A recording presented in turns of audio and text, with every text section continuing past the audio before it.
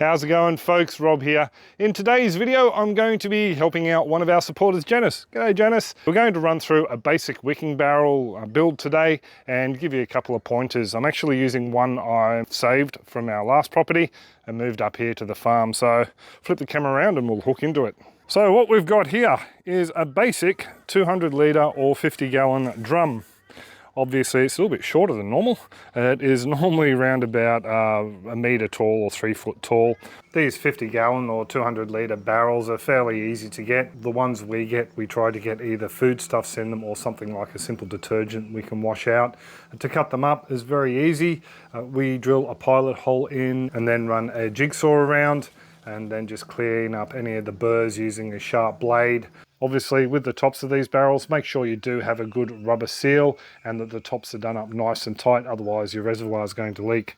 You can see I've also got some handles as well on this one here. That's pretty easy to do. Drill a few more holes. We're using a bit of Telstra rope, just through the holes, tie a knot in it, and then feed on a small section of 13mm, 1/2 inch irrigation tubing as a bit of a handle, and then just feed the rest of the line through and tie it off on the other side. And we can pick this up, either manhandle it ourselves, one person either side, or you can slip a trolley underneath it and wrap something around the opposite handle, connect it to the trolley and move it around that way. So they're a really awesome little build that you can move around. This one here had a hole drilled in the front, and that was for, just excuse my mess up here, I'm also in the process of building a hydroponic system. That is for this little grommet here. This is a 20mm or 3/4 inch grommet and just the same barb fitting. So these drain assemblies are pretty easy to make. It's just the little barb fitting with the grommet, and on the inside, I don't know if you can make that out there, but there is a bit of screen to stop any of the sand and the media inside from being washed out when the tub overfills. Excuse me, Jack. Now that little arrangement is pretty easy. We basically have a little 20mm 3/4 inch grommet. You drill the appropriate size, that one there, through the wall of your drum. Then you make up your little drain fitting. This top hat grommet goes from the inside out because we'll be pushing through that way. And on the inside, we just have a little bit of shade cloth wrapped around the end of a double joiner barb fitting, and then you zip tie it or tie it off with a bit of string, whatever you want. And then you push it through that way, and that creates a little media tight drain that allows the excess water to flow out. There are a few other ways that you can set up these little drains.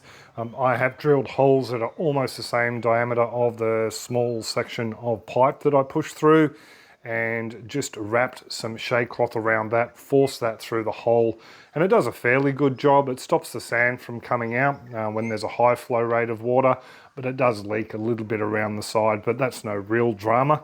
I've also used bulkhead fittings as well, but they're more in the larger beds, and those beds already had holes drilled in the side. So I was pretty much, just working with what I had in that case, but it might be something that you could do in a small little barrel setup as well.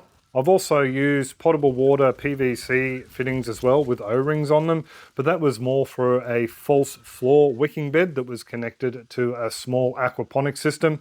But it's something you might want to keep in mind if you are going to set up the drain a little bit different than I'm going to set it up in this video here. So that's the little drain outlet. Now down here, I have some reclaimed bits and pieces. These actually create the water void that stores the water in the base of the wicking bed. And as you can see, these are pre-used. What I have here is a length of, I think it's 90mm slotted drain pipe, or ag pipe they call it here in Australia. Might be, oh no, you can see them. There's slots made in the side.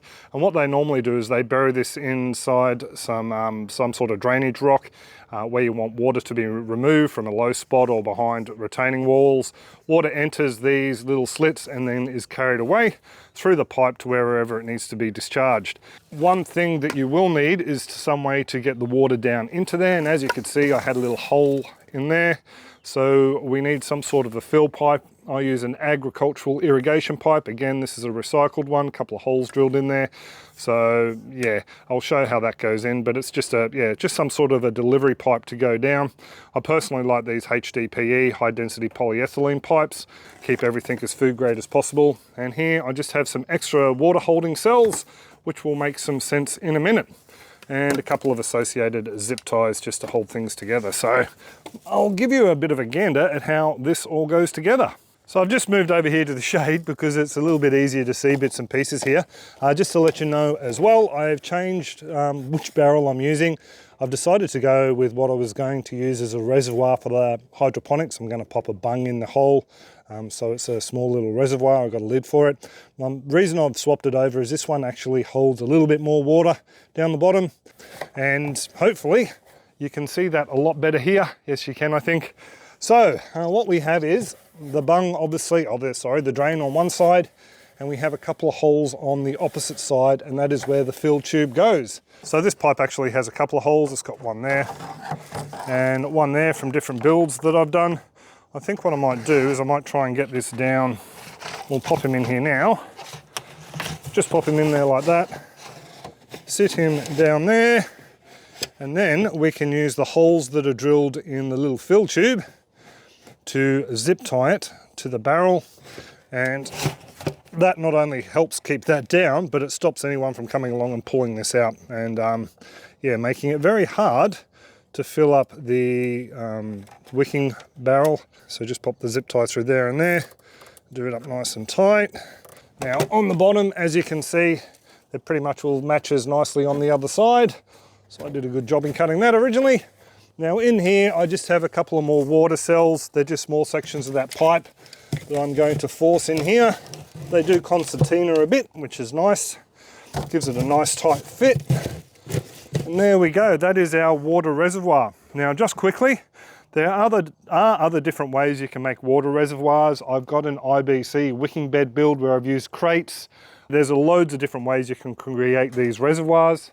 To begin with, I just use rocks. I just find that having voids like this holds a lot more water in here, which means a lot more time between filling up the unit. Yes, that is the reservoir. Now we'll move back and I'll show you the next component to go in. So we're back in the glary, sunny location where the barrel's going to be set up. Now, part of a wicking barrel is the wicking medium, and what I'll be using is just some locally sourced sand from our farm here. I've used a coarse river sand before from landscapers. I've used that blue metal cracker dust as well, crusher dust. It seemed to wick well. It sort of compacted a little bit more and set like concrete when you try and pull it out. But yeah, just the cheap bedding sand, river sand, paver sand's another one. You don't want something too fine if you can help it. Something a little bit coarse so it aids in the capillary action. And normally I would put a cloth over the top there to stop the sand from getting into all the little slits in the pipe. But after pulling down a couple of dozen of these and a couple of dozen larger wicking beds, I've realized that the sand doesn't actually get into these pipes where I have left it out. So I'm not going to worry about that today. It's just one, cuts down on the expense a bit. So this sand is pretty much all going to go in above to the top of this, or as far as I can get it up. I think I can pretty much will go all the way up to here.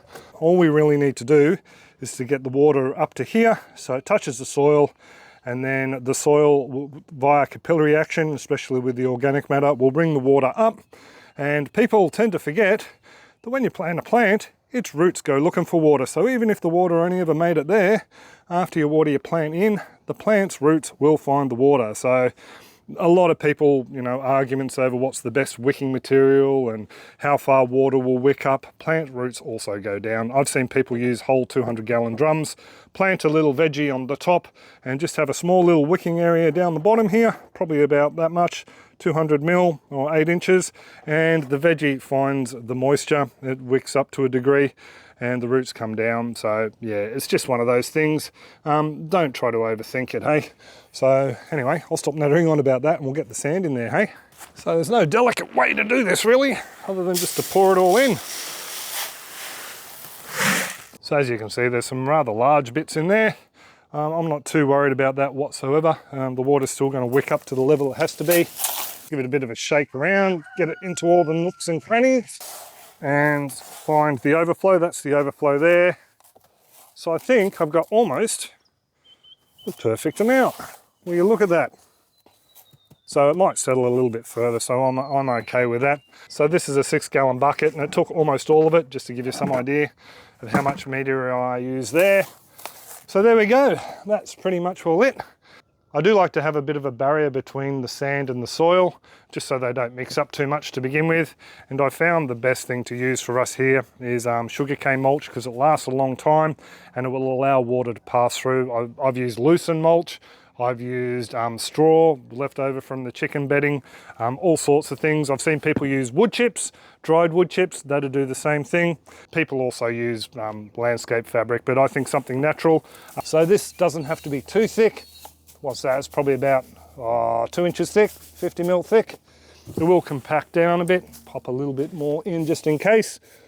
And there we go. That is our separation layer from the sand and the soil. Now to get the soil. So the soil I'm using in this is nothing special. It's just a popular premium potting mix here in Australia. It's got a load of nutrients in there for veggies. So it generally does the trick, we've found. Pretty rich, pretty sandy. It does have a lot of wood chip in there, but a lot less than other brands like the cheaper in-store hardware store brands and things like that. And I might just top it off with a bit of extra mix. So just before I top the next load of soil in there, I'm just going to put in some Garden Mate. It's amended rock dust minerals with some bacteria that will activate and help to break down the organic matter in there to make it plant available. So just pop that down there at that layer and then add in some well-aged potting mix. So there we go, just do that as a load on top. That's pretty much all it. We're right to plant out. The one thing I would do is pop a little bit of a mulch layer on top, which I'll move aside when I plant in the seedlings, or vetiver grass in this case. Just pop that on top, and that just helps to keep the soil from drying out. And when I want to plant something, it's as easy as pulling that aside, making a hole and popping in whatever I'm doing. So pretty easy and straightforward. The one thing I would recommend you do though is to cap this, especially if you live in an area like us with loads of frogs and geckos, because they will try and get down in there. You really want something that's a little bit snug. I have used aluminium cans in the past down at Ipswich, but that was more to stop rodents. But here I'd say the frogs would climb up and then hop down in there. Not so bad that the frogs get down there. It's just that, well, if they drown, I suppose there's extra fertilizer, but I prefer not to be drowning any frogs. So anyway, that's what I like to do over the top there. Now filling it's very easy. All you do is you pop your hose in there, turn it on, and then you just have to wait until water starts to come out from the drain down the front, which it just has, because it took me so long to shorten up the tripod legs. So I just turn the water off, and that should stop overflowing fairly quickly. So I suppose I should tell you what we're planting out in here. We've had some vetiver grass in a little hydroponic system. We just need to propagate some more and use it as erosion control here on the farm. So I figured this is a nice little spot to plop it out, and it will green up nicely in spring, start to divide, and then we'll move it out into smaller pots or directly into the ground. And of course, when you plant anything out in a wicking garden, it does pay to water it in straight away, and maybe for the next week or so, just until it gets established. The water moves up from the base, and all the roots grow down into the moisture zone. So there you go, folks. Hope you enjoyed that little bit of a quick look at building the wicking barrel. I hope that helped you out, especially Janice.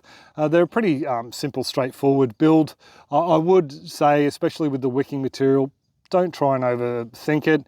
Just keep in mind that the smaller granules of sand will wick a lot better than larger rocks, even things like scoria. There is a whole playlist of my different wicking escapades, including linking different beds and barrels together. So you only have to fill one, different reservoir ideas. There's even a video looking at a wicking bed being added to an aquaponics system, a small one we ran just before we moved to the farm. So anyway, I will leave it there. Hope that's helped you, Janice, and everyone else, and I will catch you folks next video, which will probably be a hydroponic one. Cheers, guys. Have a top one. Just for you regulars who stick to the end, remember the air pruning pawpaw barrel. Pawpaw may have died, but the kids have brought it up onto the deck and they've put in some herbs, rosemary, thyme, parsley, and oregano. And in another one, they've popped in a small compact tomato, some basil, and some marigold. So Yeah, these barrels have been going for well over 10 years, of course different soils and additives. And yes, we've still got the pesky butchies here.